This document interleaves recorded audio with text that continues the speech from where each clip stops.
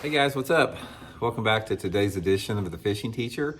Really appreciate you guys coming by the channel and spending some time with me today on the video. Always grateful for that. And guys, today we're going to be talking about fishing the Swinghead Jig. This is a Swinghead Jig head in the month of May and early June, which is the best time of year to fish it. Going to give you guys some rigging tips on it and sort of talk about the type of areas to fish it in, how you want to work it. I think it's going to add up to some good ones for you guys. Also, guys, real quick before we get started, just wanted to remind you about the May sale on my Solar Bat Series RB2 and RB3 series sunglasses. During the month of May, they got a sale where you can get them at 25% off. And also, you can get them anything on the Solar Bat website, including the prescription sunglasses, 25% off. So I'll put my Solar Bat link in the description of the video. Much appreciated there. Okay guys, if you're not familiar with what a Swinghead Jig is, let's take a look at it here. It's basically, it's an EWG hook, offset hook, extra wide gap here. And it's got a swivel. It's not, well, some's got a swivel, but this particular one, this is a Jean LaRue model. It just, the head on it is swivels like that. It rocks back and forth. It's not attached like a regular jig head is. And it's sort of got a football head design.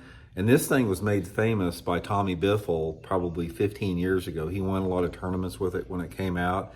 And it's sort of like you fish it like a football head jig, but it is a little bit different. So we're gonna get into that in the video and sort of talk a little bit about it. So first of all, let's talk about how to rig it, the trailers you wanna use. You can use a bunch of different trailers. In fact, everybody's got their favorite trailer, but my favorite one, guys, by far is the Zoom Z-Craw. I've caught more fish on it than any trailer that I've used. I've used a lot of different ones. I've used the Biffle Bug, I've used, speed craws, a lot of different, type of setups on it. But in general, you want some type of a curly tail trailer like this. But the reason I like the Z-Craw is the way the ribbed body is on it.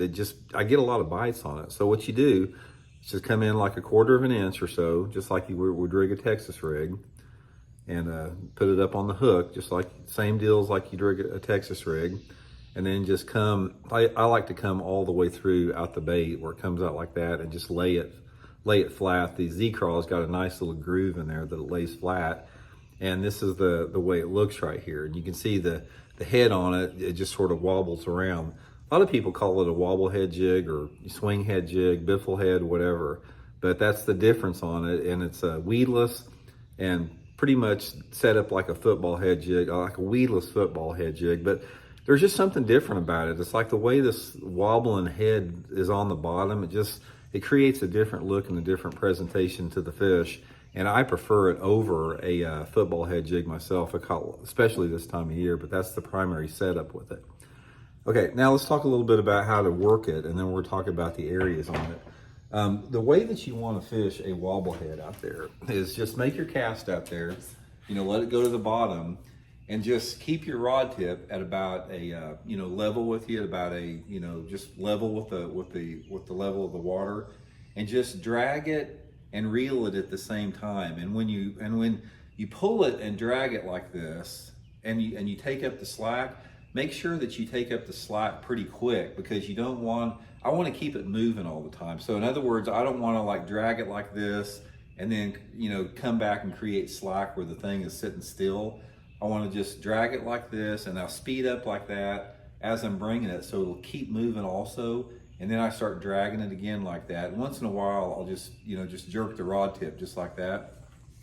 Pretty simple to fish. I mean, as long as you keep it on the bottom, you got a chance of catching one. So you work it pretty similar to a football jig. There's not much difference. Now, here's the thing about it. It's like I've always tried to analyze, what is the difference? It's like, football head jig is basically the same thing, except the head is stationary on it, and it has to do with the action of the bait. The bait just has a different action when it's darting across the bottom. It's hard to explain unless you see it, but it's just a subtle different action that sometimes the fish want. And for whatever reason, they want it in May and June. May and June is by far the best 2 months to fish. April is also pretty good with it, but I really like it this time of year more than anything else. Now, the unique thing about the Swinghead Jig that's a little bit different is a lot of people fish it like a crankbait. They'll just throw it out there and just, like throw it to the bank and just start reeling it in along the bottom. I've always done better pulling and coming back like that. But I know a lot of guys that they say I fish the thing just like a crankbait. I'll throw it up there in shallow water and just start reeling slow and just keeping it, on the bottom just like you would a crankbait.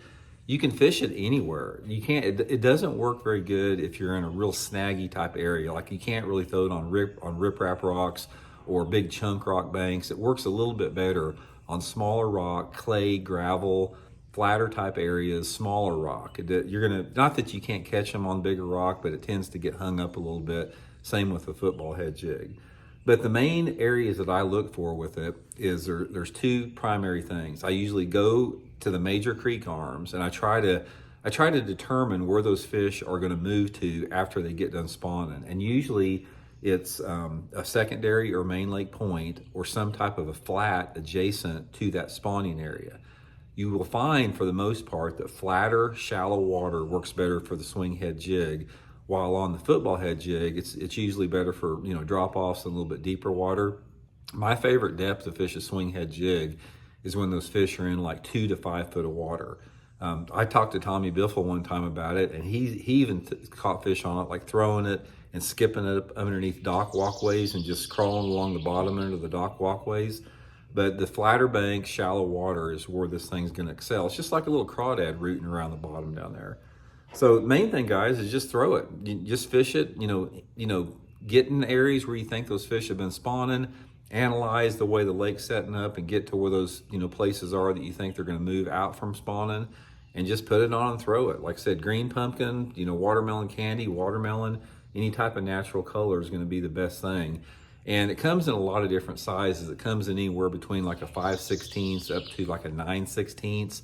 Personally, I prefer the heavier head. The only time that I use a lighter one is if the bottom's a little bit snaggier. Say for example, like if it does have a little bit bigger rock on it, the lighter head, like the 5/16, will come through that rock better. But I've probably done the best on the 7/16 or the 9/16. And also, guys, I'll include everything in my Tackle Warehouse link as far as where you can get all the components for this, the heads and the baits and all this. So if you want to check that link out, you can get set up with that. But anyway, guys, if you haven't fished it, it's super fun super fun bait to fish. It's like when you throw it out there, and there's a couple different ways the fish bite it. It's like you'll be pulling it like that, and then you'll take up the slack, and then all of a sudden, it's like you lose contact with the bait, and the fish hasn't sucked it in and is moving off with it. Or other times you just dragging it like that, and all of a sudden you feel like the bait just lifts up off the bottom, and you just see your line swimming out with it. And usually on the hook set, guys, you don't have to set the hook real hard. Just, when you think there's a fish on there and you got to strike, just take the slack out of the line and just pull back and start reeling. Because since you've got the hook already penetrated through the back of the bait there, it doesn't really take a lot of hook penetration. So, and most of the time I'm fishing it on 15 to 17 pound test Seaguar and Vizex line. So anyway, guys, give it a try. I think we'll catch some good ones for y'all. See y'all.